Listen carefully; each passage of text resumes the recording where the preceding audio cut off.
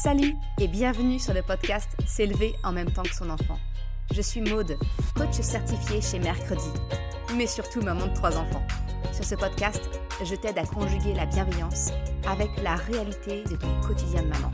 Utiliser ton choix d'une parentalité bienveillante comme un accélérateur de ton propre développement personnel. T'aider à changer de regard sur les situations que tu vis avec ton enfant pour t'en servir, pour grandir et apprendre sur toi. Hey, salut! Je suis contente de te retrouver aujourd'hui pour un nouvel épisode, mais un épisode légèrement différent de ce que tu as l'habitude d'entendre sur le podcast S'élever en même temps que son enfant, parce qu'aujourd'hui, c'est moi qui suis interviewée. En fait, je te propose de découvrir aujourd'hui un épisode où j'ai été invitée sur le podcast de Mel Bontemps. Son podcast s'appelle Shift You. Lors de cette interview, en fait, je te partage un peu plus ma vision de la parentalité. Je réponds aux questions de Mel et je présente pourquoi est-ce que la parentalité bienveillante me tient tant à cœur. Pourquoi les émotions sont pour moi un élément central dans la parentalité, dans ton développement personnel. Bref, je vais pas faire durer le suspense plus longtemps. Je te laisse découvrir mon interview sur le podcast Shift You de Mel. Je te souhaite une très bonne écoute. Merci Maude d'avoir accepté l'invitation pour ce mois-ci. Merci à toi de ton invitation, vraiment enchantée. Alors Maude, tu es spécialisée dans différents axes, en tout cas comme entrée en matière. Si je devais te présenter en quelques mots avant que tu ne le fasses bien mieux que moi sans doute, dans ton activité, tu mets une emphase toute particulière sur les émotions, une parentalité bienveillante, l'accompagnement pour les mamans, pour les couples aussi, principalement en ligne, mais ça on en reparlera. Aujourd'hui, on va parler de tous ces sujets de prédilection puisque tout tourne autour de ces axes-là. Et tu as aussi ouvert ton podcast, S'élever en même temps que son enfant, il y a plusieurs années. Quand est-ce que tu l'as ouvert le podcast? Écoute, il va fêter ses 4 ans. Cette année, il fêtera ses 4 ans déjà. Super, c'est la saison 4. Un petit morceau. Ouais. Le nom du podcast en lui-même nous donne la couleur. Ça nous donne la couleur de ces grandes thématiques et cette grande thématique qui te parle et qui te tient à cœur. S'élever en même temps que son enfant, ça a beaucoup de sens aujourd'hui, effectivement, pour beaucoup de femmes, pour beaucoup de familles. Ça va, je t'ai présenté comme il le fallait. Mais oui, parfaitement. Parfaitement. Je voudrais ajouter quelque chose sur qui tu es, tes accompagnements. Ouais, écoute, me présenter, donc oui, Maude, effectivement, j'aime me définir comme une maman parfaitement imparfaite. Parce que même si je prône, entre guillemets, l'éducation bienveillante, positive, quel que soit le nom qu'on lui donne finalement, j'en reste pas moins une être humaine, un être humain qui quelquefois se trompe, quelquefois n'a pas les bonnes réactions. Et puis au contraire, c'est plutôt une bonne chose parce que en étant imparfaite, justement, j'apprends à mes enfants comment on fait pour réparer. J'apprends à mes enfants que la perfection, c'est un mirage, un poison doré, mais que c'est une utopie, c'est pas une réalité, et que c'est surtout pas un objectif vers lequel se contraindre. Donc ouais, je suis maman, j'ai 3 enfants qui auront cette année 11 ans, 9 ans et 6 ans. Voilà. Et donc effectivement, je suis coach parental et moi mon truc c'est vraiment d'accompagner les parents dans ce choix d'une éducation respectueuse de leur enfant, mais que cette bienveillance qu'ils veulent pour l'enfant, qu'ils se l'appliquent également pour eux-mêmes. Parce que trop souvent, je vois, et je le vois parce que je l'ai été moi aussi, quand je suis devenue maman et que je me suis dirigée vers la bienveillance, naturellement pour mon grand, quand il est né, je me suis mis dans ce carcan de la mère parfaite, d'oublier mes besoins, d'oublier qui je suis pour lui. Spoil, c'est le crash assuré. C'est le crash assuré. Donc ouais, non, voilà, c'est vraiment ça, c'est d'accompagner les parents dans une éducation plus respectueuse, mais en se comptant dans l'équation, on compte. Voilà. Donc c'est déculpabiliser et vraiment, parfaitement imparfait. J'ai envie de te dire, c'est ça qui résume le mieux. Mais c'est intéressant parce que du coup, tu mets aussi en lumière, je pense, un axe de la société qui peut être très culpabilisant, qui peut être très enfermant aussi, avec beaucoup de pression. Alors, beaucoup de pression, peut-être pour les femmes, pour les mères, mais pas que, pour le couple, pour l'image que l'on donne aussi en société aux autres. Il y a tout ça qui est lié, je trouve, tu vois, moi en étant jeune maman d'une petite fille de 4 mois, c'est tout frais, mais évidemment qu'il y a tout un tas de paramètres de questionnement qui arrivent, les uns successivement à la suite des autres, où bah, tu passes partout, par les peurs, par les sensations de pas faire parfois ce qu'il faut, et puis tu te réalignes dans cette conscience pour te dire non, je suis en train de vivre le chemin que je dois vivre et plus je mets de conscience sur ce que je fais, euh, bah plus c'est parfait pour justement c'est parfaitement imparfait comme tu dis, mais c'est parfait dans nos chemins d'existence, que ce soit pour nos enfants ou pour nous en tant que maman, parce qu'on parle principalement de nos expériences de maman avec Maud, bien sûr. Comme tu disais tout à l'heure, on inclut l'homme, le père, les parents, le couple, mais évidemment, bah, sur ce mois de la maternité, on axe sur nos expériences de maman aussi. Mais c'est vrai que ça soulève beaucoup de choses au niveau de la société, je trouve, et de ce qu'on attend peut-être des femmes aujourd'hui, des mamans Et puis principalement. de nous envers nous-mêmes. Ouais, Parce que tout en étant, on peut très bien avoir des valeurs je veux dire, de féminisme, parce que je me considère comme quelqu'un qui porte haut des valeurs de féminisme, d'égalité entre les genres, ce genre de choses. Et pour autant, inconsciemment, on se retrouve pétri bah, dans la société dans laquelle on a grandi, l'éducation qu'on a reçue, et on peut se retrouver en paradoxe finalement entre nos convictions profondes et puis tout ce qui est inscrit en nous qu'on a pris pour acquis. Voilà, moi j'ai débuté dans la maternité, bah, toute féministe que je voulais être, je me trouvais, je devais être une bonne maman, tenir bien ma maison. L'enfant, tu sais, cette image de l'enfant vitrine, c'est-à-dire que le comportement de mon enfant va refléter la valeur que j'ai moi, en tant que maman, en tant que personne, en tant que femme.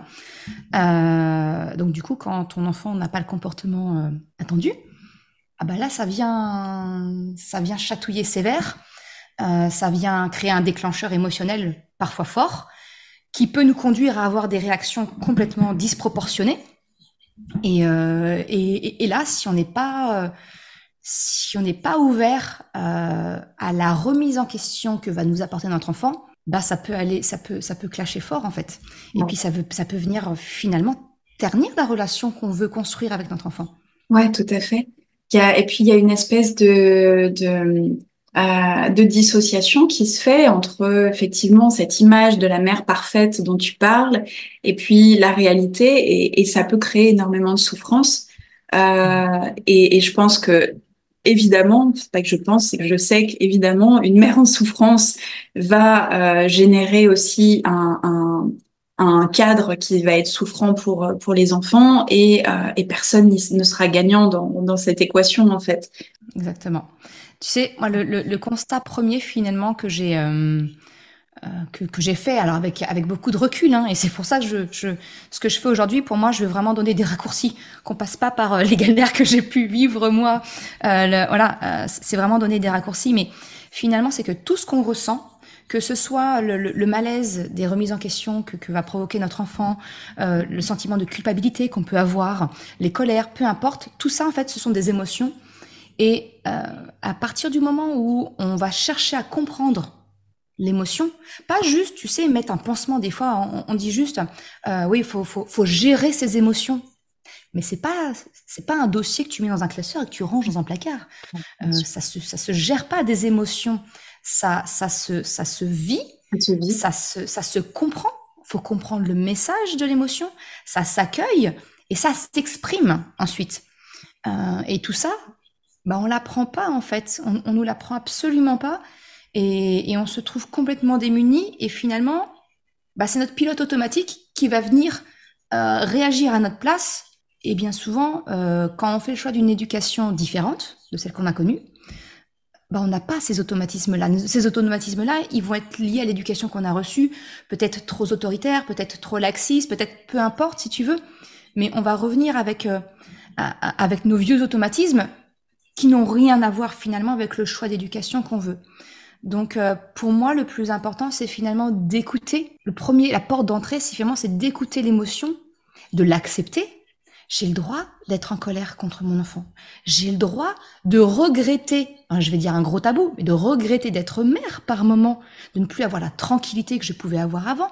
Ce sont des sentiments tout à fait légitimes. En fait, l'important, c'est de comprendre le message des émotions qu'on ressent. Si je prends ce fameux tabou du « je regrette par moment d'avoir des enfants », c'est finalement le message derrière, c'est j'aime bien avoir un temps pour moi. Et à partir du moment où on comprend ce message-là, eh bien, on peut le communiquer aux autres. On peut l'expliquer à notre enfant, à notre conjoint. On peut passer à l'action finalement pour trouver des solutions et faire en sorte que la situation qui a généré ce débordement-là ne revienne pas, ou en tout cas plus aussi souvent. C'est ça pour moi, vivre les émotions, tu vois, et le plus gros enseignement que j'ai eu en devenant maman. Ouais. Mais c'est essentiel de le rappeler. Alors les émotions, c'est vrai on peut les prendre sous plein d'angles différents.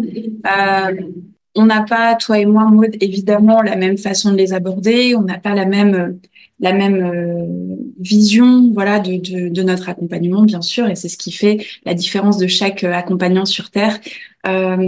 C'est vrai que je te rejoins dans le sens que pour moi, les émotions, tu me diras si ça te parle et si ça résonne aussi pour les personnes qui sont là et qui nous écouteront. Les émotions, pour moi, je les présente toujours sous forme de portail, c'est-à-dire que elles sont là pour quelque chose. On a tendance à vouloir, surtout aujourd'hui avec le développement, le boom du développement personnel et le boom des méthodes, on entend beaucoup ce message de changer ses émotions, changer sa façon de voir les choses, changer, etc. Je suis d'accord et pas d'accord parce que toutes ces choses que nous vivons sont parfaitement orchestrées. Les émotions que nous vivons, elles ont un sens hyper important, hyper profond, qui va nous servir de portail pour accéder à autre chose. Pour moi, j'appelle ça des portails qui nous permettent d'accéder à plus de conscience. Et c'est exactement ce que tu dis aussi, c'est de pouvoir voir ces émotions, de pouvoir les comprendre. Qu'est-ce qu'elles m'indiquent? C'est pas juste je regrette ci ou ça, mais c'est plutôt j'ai un besoin qui n'est pas entendu. Et du coup, je passe par ce portail pour me permettre de mettre de la conscience dans un premier temps. Et puis, en fonction de ça, on peut se dévouer, être en dévotion à l'expérience que l'on vit.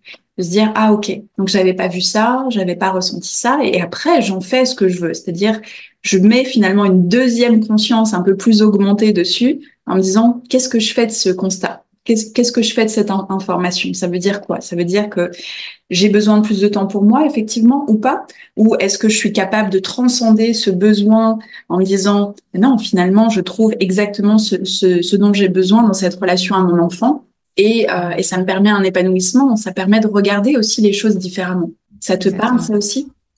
Complètement. Complètement. C'est ce que je parle souvent du changement de regard. Des fois, on est tellement la tête dans le guidon dans notre vie que quelquefois on prend pas le temps. Ce sont des biais cognitifs finalement. On tombe dans le piège des biais cognitifs de croire que l'autre pense comme nous, agit comme nous. A fortiori, un enfant n'aura pas la même construction mentale que nous. En plus, en fonction de sa maturité, il va être capable ou non de certaines choses. Quelquefois, juste faire un pas de côté pour analyser la situation d'une manière factuelle, en disant non, mon côté émotionnel, ok, ça compte, faut pas le mettre de côté, faut pas l'oublier, hein. Mais juste pendant un temps, je le mets de côté, je me mets à la place de mon enfant, je change d'angle sur la situation, et en fait, des fois, ça n'a strictement rien à voir. Je vais te prendre un exemple tout bête, mais un enfant qui te demande une banane et puis tu épluches la banane, tu lui donnes et il se met à exploser de pleurs. Tu lui dis, mais tu veux une banane, je te donne une banane. Je comprends pas. Et donc nous, en tant que parents, on voit sentir de la frustration de se dire, mais attends, tu me donnes une banane, je te donne et t'exploses de colère. C'est quoi ce beans? C'est un caprice, c'est tout ce que tu veux bien. Mais si tu te places du côté de l'enfant, ça peut être tout simplement dire, Je voulais une banane, certes la manger, mais moi aussi je voulais faire par moi-même, comprendre. Et là, moi, c'est de la frustration. Tu m'as retiré cette possibilité-là. Euh, tu vois, enfin, je te prends le coup de la banane parce que j'ai envie de te dire, il est presque classique, mais c'est presque toujours ça en fait. C'est presque toujours ça. Nos enfants ne nous cherchent pas. Ce ne sont pas des petits êtres démoniaques qui viennent sur Terre pour nous pourrir la vie. Ça, c'est... c'est effectivement un rappel, mais je crois qu'on met une conscience dessus aujourd'hui et tu accompagnes justement des femmes qui vivent des épreuves où elles se posent tout un tas de questions sur... tu parlais de frustration de l'enfant et que l'enfant n'était pas là pour, pour nous pourrir la vie, bien évidemment.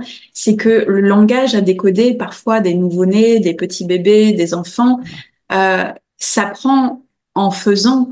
Et ça nous demande du coup une capacité d'analyse, d'intuition, d'observation aussi qui est décuplée, qui sont décuplées parce que on apprend aussi un nouveau langage avec notre enfant et on a besoin de transcender beaucoup de limitations de nos perceptions, de notre humain un petit peu contrôlant et d'aller au-delà. Tu vois, c'est pour ça que je parle beaucoup de transcendance, moi, quand je parle de maternité, parce que bah, tu vas au-delà de ce que tu vois, de ce que tu pensais être capable de faire.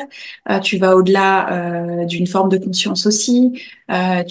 Voilà, tu fusionnes presque avec ton enfant pour comprendre ses besoins d'une autre manière, en fait. Exactement. Et en plus, c'est quelque chose à laquelle on n'est pas préparé. C'est quelque chose à laquelle on n'est pas nécessairement préparé. Toi, tu parles de transcendance et on en parlait en off. Moi, je considère vraiment la maternité ou la parentalité, si ce sont des hommes qui écoutent. Mais je vois vraiment la maternité-parentalité soit comme un déclencheur de développement personnel, soit comme un accélérateur, si on est déjà dans cette démarche-là. Mm. Parce que finalement, c'est vraiment ça. On découvre quelqu'un et ça nous met dans une position de celui qui doit se mettre, un peu comme un professeur qui doit se mettre à la hauteur de l'enfant euh, pour le comprendre, d'une part, et ensuite pour lui apprendre. Mais souvent, on veut tout de suite lui apprendre. Mais en fait, c'est le point de départ, si on veut vraiment accompagner son enfant en pleine conscience, c'est de prendre le temps de comprendre, de chercher à comprendre, de décrypter tout ce langage non verbal, parce qu'en plus, euh, toi, t'as une petite fille de 4 mois, je veux dire, un bébé, ne parle pas, mais pour autant communique. Ah oui. Voilà, et c'est toute la, c'est un changement de regard qu'on doit avoir sur l'enfant. C'est plus facile à avoir, j'ai envie de te dire, presque sur un bébé, sur un nourrisson, parce qu'on sait très bien qu'il communique aujourd'hui alors qu'il ne parle pas. Mais c'est vrai avec un enfant de 2 ans, c'est vrai avec un enfant de 3 ans, c'est vrai. Mon dernier a 5 ans, Ouais. il parle parfaitement, mais pour autant, il y a tout autant de langage non verbal qui passe, et même moi, adulte, 42 ans bientôt, le langage verbal, finalement, quelquefois, on s'arrête qu'au mot. Ouais. C'est ne prendre qu'une mini fraction, finalement, de notre capacité de communication. Donc, non, c'est à apprendre. Et ça, en tant que parent, on n'y est pas préparé. Et, Ouais. et c'est pour moi, c'est une ouverture, c'est un changement de regard Oui, qui me semble nécessaire. complètement. Et c'est intéressant que tu dises on n'y est pas préparé. D'une certaine manière, on l'a vécu nous aussi. Tu vois, il y a cet aspect. Je crois que on a oublié cette simplicité des émotions, du langage non verbal, etc. Parce qu'on l'a vécu en tant que bébé, en tant qu'enfant. Les couches et les couches et les couches de notre identité, notre construction humaine, identitaire au sein de la société, avec nous, avec les autres, nous a fait, tu sais, nous perdre finalement dans une simplicité euh, de, de, de communication. Parce que bah voilà, il y a tous ces filtres qui se sont rajoutés de nos expériences de vie. Et finalement, pour un enfant, c'est relativement simple. C'est des besoins élémentaires qui ne sont pas entendus. C'est quand il y a quelque chose dont j'ai besoin, bah voilà, je le demande de manière quasiment directe, radicale, et tant mieux, parce que ça me fait aussi penser qu'un enfant qui communique de cette manière, ou qui pleure, ou qui exprime son mécontentement d'une manière ou d'une autre, c'est plutôt rassurant parce que ça veut dire qu'il est capable de s'exprimer et qu'il se sent aussi en sécurité et qu'il n'est pas bridé, tu vois, dans son développement. Et à chaque fois que bon, ma petite fille pleure, je me dis, OK, c'est bien. Elle sait s'exprimer, elle se sent capable de le faire. Exactement. Une parmi la multitude des choses que j'ai pu apprendre et réapprendre sur moi-même grâce à mes enfants, c'est cette reconnexion à l'intuition, Mm. à savoir m'écouter. Et je me suis rendu compte, ça, les enfants, ils l'ont d'emblée, l'intuition. C'est quelque chose j'ai envie de dire, de presque de primaire, de mammifère. Totalement. Ce sont des instinctifs purs, bruts. Et on a appris finalement à faire taire tout ça pour rentrer dans, faire plaisir, enfin, voilà, pour rentrer dans une certaine norme, un certain cadre attendu. Et tu vois, une des choses que j'essaye en tout cas le plus, c'est d'apprendre à mes enfants à conserver cette intuition, à ne pas oublier cette petite voix, ce rapport au corps qui te parle. Je, je, truc tout bête. Quand mes enfants étaient au stade, si tu veux, d'apprendre à justement la continence, enfin voilà, l'acquisition de la continence, on n'apprend pas, c'est un acquis. L'acquisition de la continence, je leur parlais toujours, de dire, mais écoute ton corps, qu'est-ce qu'il te dit? Et mon fils qui me dit, mon dernier qui me dit, mais maman, mon corps il n'entend pas, il n'a pas d'oreille. Mais tu vois, c'est vraiment d'essayer de conserver cette faculté d'intuition auprès des enfants. Et nous, en tant qu'adultes, c'est de réapprendre ça grâce à nos enfants. Pour moi, on a énormément à gagner à ça. Et en plus, si on réapprend à le faire à l'approche de nos enfants, c'est un cercle vertueux quelque part qu'on va mettre en place parce que du coup, on va montrer à nos enfants de ne pas le perdre, de vraiment le conserver. Je pense que c'est vraiment, ouais, c'est vraiment important finalement. C'est primordial, je crois, ce que tu dis, effectivement, ce rappel de l'intuition que nous, en tant qu'adultes, on a tendance à avoir oublié parce que la force des choses nous fait vivre aussi des expériences qui nous alourdissent souvent, parce que on s'attache, c'est le propre de l'humain, il s'attache aux choses, il s'attache aux émotions, il s'attache à l'expérience qu'il a vécue et il en crée une histoire et puis l'histoire prend une ampleur incroyable et jusqu'au moment où, encore une fois, nous aussi, on reprend conscience de ce qui est là pour pouvoir remettre de la légèreté. Et effectivement, cette intuition, elle est disponible pour les parents, pour les femmes, pour tout le monde, pour les enfants. Mmh. Et effectivement, ça nous permet, en observant nos enfants, comme tu le dis, de revenir à cet essentiel. C'est aussi ce qui me frappe, tu vois, dans ces relations avec des petits bébés ou des jeunes enfants. C'est cette simplicité d'être et d'action et de s'exprimer qui est finalement, voilà, je vais droit au but, j'exprime les choses et comme tu le dis, effectivement, ça nous permet de reconnecter à cette intuition nécessaire et primordiale, quoi. Exactement. C'est vraiment de revenir à la, à la, la- à la racine des choses, à l'essence des choses finalement, à l'essence des choses. Et c'est ça qui, pour moi, permet aussi, si tu veux, d'avoir toutes ces prises de conscience, de s'autoriser aussi de déconstruire les automatismes qu'on peut avoir, l'éducation qu'on a reçue. Parce que souvent, quand on est parent et qu'on fait ce choix d'une éducation plus respectueuse de l'enfant, alors en plus, dans la société française, il y a un grand amalgame entre bienveillance et laxisme. On tape fort sur la bienveillance, alors que ça n'a rien à voir. Il y a un cadre éducatif dans l'éducation bienveillante, sauf que c'est un cadre que l'on co-construit avec l'enfant en écoutant ses besoins, en formulant nos besoins, nous d'adultes. Donc c'est vraiment, c'est vraiment de permettre toutes ces remises en question de ce qu'on a connu pour se déconstruire et se reconstruire soi tel qu'on l'a décidé, tel qu'on l'a choisi. Totalement. Et C'est puis, vraiment, la maternité, c'est une renaissance en tant que femme, en tant que parent. C'est, voilà, tu as la naissance de ton enfant, sa venue au monde, et puis tu as la venue au monde du père, de la mère. Voilà. exactement. Et c'est intéressant. Alors, je sais que c'est peut-être pas ton approche, mais mon approche, moi, elle est très reliée au divin, au sacré, à Dieu et à cette conscience qu'on pourrait aussi appeler la conscience christique d'une certaine manière. Et tu as cette notion de renaissance, de renaître à soi-même. Moi, c'est ce que j'ai vécu juste avant ma grossesse, pendant toute ma grossesse, et après la grossesse, ça a été exponentiel, tu vois. Et cette renaissance, elle se fait, et elle se fait bien sûr dans plein de moments de notre vie, parce que on est toujours en renaissance, on est toujours en train de nourrir à soi-même pour renaître sur une autre vision du monde, une autre vision de soi, une autre vision de notre maternité, justement sur ce thème-là.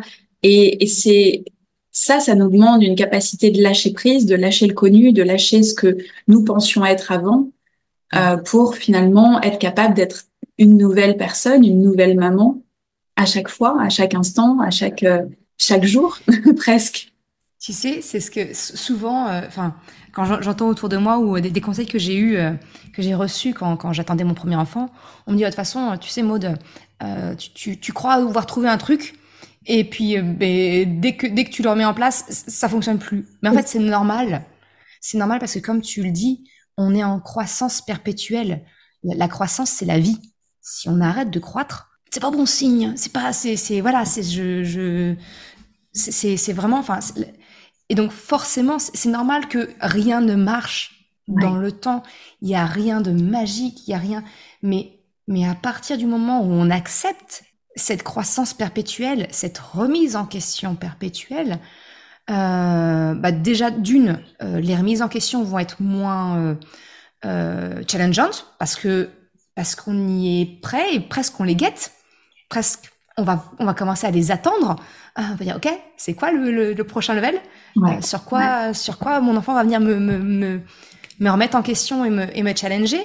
Et puis finalement on le voit plus. Encore une fois, on change de regard. Ouais. Ce n'est plus ah il est casse-pied, il me remet en c'est ah mais en fait il m'aide à grandir. Merci. Je vais pouvoir évoluer aussi. On va s'adapter ensemble. Tu le regardes plus de la même façon. Donc tu le regardes plus avec des yeux comme quelque chose de négatif, mais comme quelque chose de positif. Ça n'en reste pas moins inconfortable parce que ça reste du changement. Mais le rapport, il est changé en fait. On voit plus les choses de la même façon. Et c'est vraiment ce déclic-là que j'accompagne, parce qu'encore une fois, j'ai pas de baguette magique, que ce soit en coaching individuel ou avec mes formations, je donne pas de clés qui fonctionnent en permanence. Bien Ce sûr. serait mensonger, ce serait utopique, c'est irréaliste. Par contre, moi, mon truc, c'est vraiment d'accompagner les parents dans ce changement de posture, dans regarder les remises en question d'un œil différent pour ne plus se sentir en danger vis-à-vis de son enfant et de ses remises en question, mais au contraire, de changer de regard sur le quotidien, finalement, j'ai envie de te dire. Ouais, C'est l'essentiel. le quotidien. Merci Maud. J'allais te demander justement de parler un peu de ton approche et tu viens de le faire. Pour travailler avec toi, on peut te contacter depuis ton site internet, j'imagine. Exactement, ouais, sur merrecredi.com. Alors, c'est le jeu de mots du jour des Mercredi, mamans, on donc va dire. avec Voilà. mère à la place. Ouais. Ouais, mais c'est surtout en fait le mercredi à l'origine, c'est le nom du site en fait finalement ça vient du parfaitement imparfait. C'est que je jure beaucoup, j'étais quelqu'un qui jurait énormément. Le mercredi, voilà, et ben d'une erreur on la transforme et on en fait quelque chose d'autre. Donc ouais, donc le site s'appelle mercredi.com et il y a effectivement une section où on peut trouver mes accompagnements individuels. Donc ce sont des coachings en visio. Sur 12 séances, donc on va dire à peu près 3 mois. Si on prend une séance par semaine, à peu près 3 mois. Et puis surtout des formations en ligne, où j'ai deux formations qui se complètent en fait. L'une qui est pour moi la porte d'entrée, je pense que ça sera peut-être senti à travers cet échange qu'on a eu, toi et moi, mais c'est la première est sur les émotions, pour comprendre nos émotions, savoir mieux les vivre. Et puis la deuxième formation qui est un accompagnement en ligne, c'est une formation avec un podcast privé et des coachings de groupe où on se retrouve pour chaque module, on se retrouve tous ensemble et voilà, on grandit toutes ensemble pour chacune des thématiques de cette formation. Super, génial. Donc mercredi.com et ton podcast s'élever en même temps que son enfant. Exactement. Est-ce que tu aimerais rajouter quelque chose, Maud, peut-être aux femmes qui t'écoutent, pour les femmes qui t'écoutent, qui nous écoutent, avant qu'on se quitte? Le mot, ouais, le mot qui me, enfin, la chose qui me tient le plus à cœur, c'est de se dire que si toi, maman, t'as fait le choix d'une éducation bienveillante, positive, respectueuse pour ton enfant, eh bien, tu ne peux pas donner à ton enfant ce que tu n'as pas toi-même. Donc, s'il te plaît, cette bienveillance, accorde-la à toi. Mm. Arrête de te juger, arrête d'être dur avec toi, arrête de te mettre une pression de folle, sois bienveillante avec toi. Et alors là, déjà d'une, tu vas euh, nourrir un peu ton amour de toi. Donc déjà, tu seras un peu plus mieux dans tes baskets, donc mieux disposé à accompagner ton enfant. Et en plus, eh bien, ton enfant, il aura un modèle. Il aura un modèle de montrer c'est quoi, comment on se parle, comment on se construit cette petite voix intérieure qui tourne en boucle comme ça. Et que quand elle est plus simple avec nous, c'est quand même mieux, c'est quand même plus efficace. C'est sûr. Merci, Maud. Donc la bienveillance pour soi d'abord. Déjà, en soi, bien sûr, ça fait du bien à entendre. Ça fait du bien de se rappeler voilà, de revenir à l'essentiel tout simplement. Et que ça Exactement. devrait être la norme, tout simplement, une parentalité bienveillante. Ce qui est fou, bon, on va terminer sur tout ça, mais effectivement, de devoir aujourd'hui le préciser. Euh, C'est fou. mais en tout cas, on est dans C'est ta fou. conscience et c'est ce qui compte. Exactement. Bah, Merci, je te hein. remercie. Merci à toi, Armel. Vraiment, merci beaucoup. Et à bientôt ici ou ailleurs. Je te remercie d'avoir écouté cet épisode jusqu'à la fin. Si tu souhaites soutenir le podcast pour m'encourager à continuer à créer des épisodes, eh bien, tu peux le faire sur le site mercredi.com/soutien en me faisant un don libre.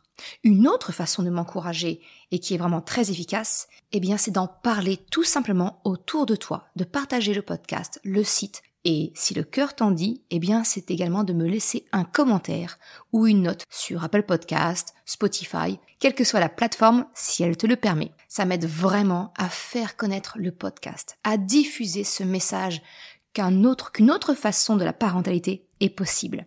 Un grand merci à celles et ceux qui prennent le temps de le faire, mais également ceux qui m'envoient des messages privés. Ça me fait toujours très chaud au cœur. Je te souhaite une excellente journée, après-midi, soirée, quel que soit le moment où tu écoutes, et je te dis à très bientôt pour un nouvel épisode. Ciao!